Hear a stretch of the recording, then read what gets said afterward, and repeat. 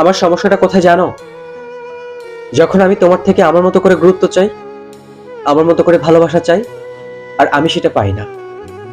ঠিক সমস্যাটা সেখান থেকেই শুরু হয়ে যায় আমার। আমার মনে হয় আমি ওকে এভাবে ভালোবাসতে পারলে ও কেন পারবে না? আমিও মানুষ, সেও মানুষ। আমি ওকে এভাবে যত্ন করতে পারলে সে কেন পারে না? আমিও মানুষ, সেও মানুষ। আমি তাকে ভালোবেসে যত্ন নিতে পারলে সে কেন আমায় ভালোবেসে যত্ন নিতে পারে না?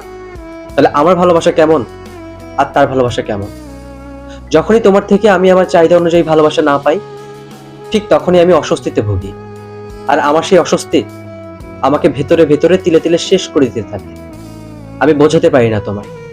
আমার সেই অস্বস্তি আমার মুখে খারাপ ব্যবহার হয়ে বের হয়ে আসে।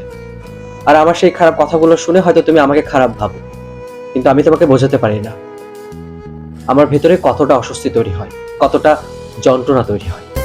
বুকের খাঁচা খা খা করে